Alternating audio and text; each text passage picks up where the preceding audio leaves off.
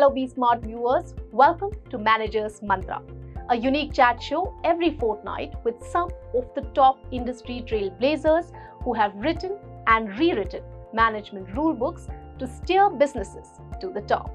Today, we are thrilled to have the esteemed Mr. Ambi Parmeshwaran, a branding and advertising guru who has penned the bestseller, Nawab's Nudes Noodles. He is the former executive director and CEO of FCB Alka and CEO coach, brand strategist, and TEDx speaker. In a two-part series, Mr. Parmeshwaran tells veteran journalist Jyoti Malhotra why AI is the next big disruption in the world of marketing and brand management. He also talks about India's digital future. Let's dive right in. I know that you're the founder of brandbuilding.com, which is a brand advisory firm. But I was particularly interested in the fact that you've written several books, of course. And one of your bestsellers is a book called Nawab's Nudes and Noodles, which came out in 2016. And I'm sure you've been asked this question several times before. What is it all about? Were you just alliterating Nawab's Nudes and Noodles, or what? No, I think, I was writing my literary agent, you may know him, Anish Shandy, had moved out of Penguin and he was setting up his own literary agency and we were having a chat. He was sitting in my office. So he said, Ambi, you should write a book on the history of Indian advertising. I said, look, I'm not a historian, I can't write it, but let me think of what I could do. So I said, I will write a book which is anecdotal and look at how India has changed through the lens of advertising.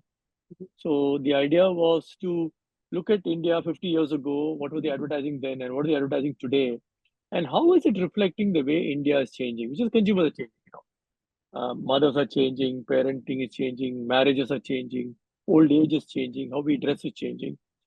So after I wrote that, and he thought it was a good idea, and then we got a publisher, and I've always had a bee in my bonnet for these alliterative names.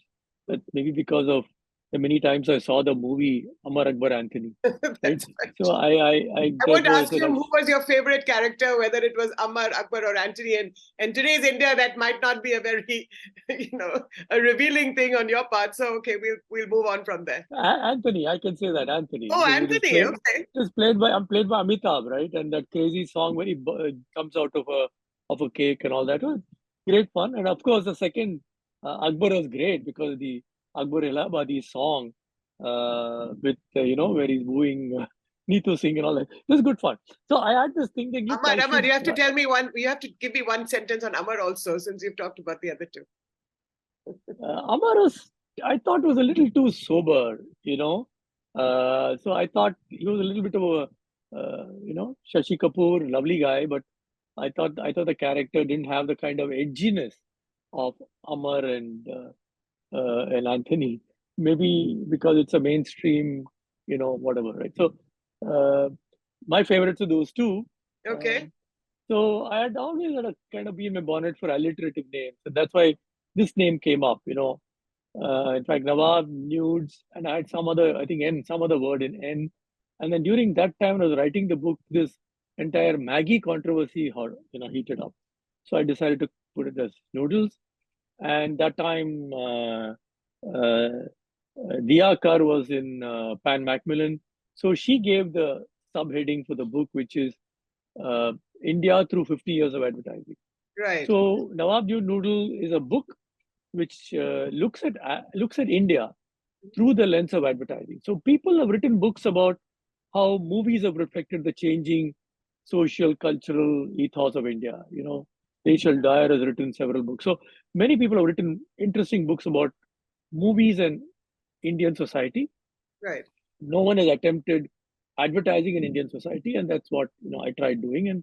And the book did. I mean, the fact that we're talking about it today, almost 8 years after the book got written, the book has probably made an impression, and it continues to get used. I mean, at least those business school students who are listening to this, the book continues to get used in the leading business schools. But my question to you, Mr. Parmeshwaran, is, you talked about Amar Akbar Anthony just now and how India is changing. So you look at India as a brand clearly, right? I mean, would you be CEO of India Inc., for example, or the Amar Akbar Antony brand? But my question is that these brands, how have they changed? How have they evolved over the years? So every brand, undergoes a change as the consumer changes, right? I mean, the brands don't change. In fact, consumers change. And when consumers change, brands have to change. So India as a brand is continuing to change, right? I mean, if you say that we are probably 75 years old as a real standalone independent brand. Before that, we were a British colony, etc. So we are changing. I mean, we've gone through multiple stages of change. The change is happening. It'll probably change again. So similarly, brands cannot be static for the simple reason consumer is not static. Because consumer is changing, brands have no choice but to change. Now, when you change, the important thing is how much do you change? The constant problem brands have is to balance between attracting new users and retaining old customers. Now, old customers will want to stay on with the same old brand, but then new customers will not come if it is the same old packaging, the same old fragrance, the same old product, right? So you need to change. But if you change too much, your old customers are going to run away saying, look, this is not my brand. It's dramatically changed. So you need to find the balance between, I'm talking FMCG largely. You have to change how much you want to change, how much you want to retain, what is the ethos you want to retain. It may not be physical product like Apple.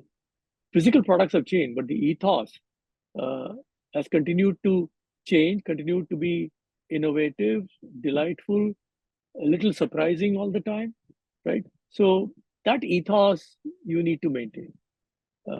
Right. So I should have said at the beginning of this interview that you were formerly the boss or the head of FCB Ulka, and also, of course, the columnist of the Business Standard. But this question of an ethos of a brand.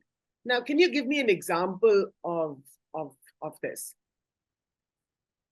Oh, you take any highly respected brand. For example, take Amul. What is the ethos of Amul? Amul, his ethos is about caring for the dairy farmer, right? That is what is at the core of the brand. So which means Amul's first priority is to make sure that the dairy farmer gets paid for whatever milk they bring to the collection center. For that purpose, their products are very attractively priced. They never charge a super premium for their product because they need to sell everything, because they have to collect everything, right? I mean, even during the height of the pandemic, when Mr. Sodhi was the MD and he had gone on record to say, look, during the height of the pandemic, our demand had collapsed, but we had to collect all the milk. So, that is the ethos of that brand, which is that I care for dairy farming, I care for dairy, and I'm here for the dairy industry in India. Right? So depending on different brands, right? I mean, what does Tata stand for? Tata stands for doing things for the country, right? And with a heart. So that 60% or 65% of whatever profits Tata makes actually goes to the various trusts, and the trust set up hospitals, right? All that. So Tata therefore symbolizes trust and symbolizes caring for India. And if you go down the food chain to a brand like Thumbs Up, what does Thumbs Up stand for? Energizing, right? It's about drinking Thumbs Up and Has the management of brands changed? I mean, especially in the age of social media, and now we're talking about artificial intelligence, chat GPT, etc., sort of par for the course. How do you, how is this evolved, the management of the brand?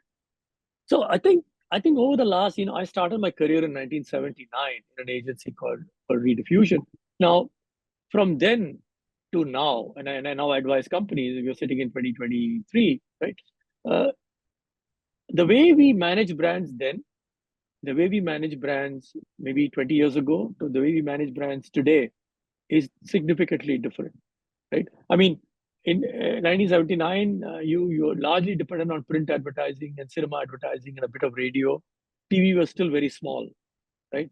And then 20 years ago, TV became very big. It became the big monster, and all your branding strategies had to start with what is the TVC, right? I mean, the whole advertising strategy used to be, let's, present the television script, and then everything else used to flow out of the television script.